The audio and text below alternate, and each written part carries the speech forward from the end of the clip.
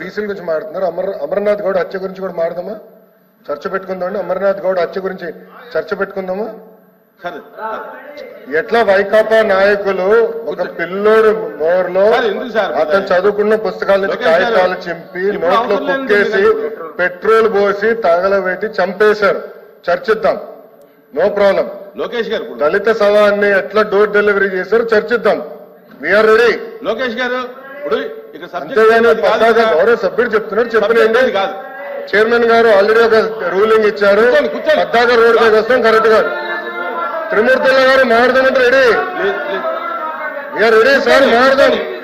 అమర్నాథ్ గౌడ్ గురించి మాట్లాడదాం. మీ ఎమ్మెల్సీ సభ్యుడు అనంతబాబు గారు ఏం చేశారో అది కూడా మాట్లాడదాం. చేయలేదా? లోకేష్ గారు చేయలేదా?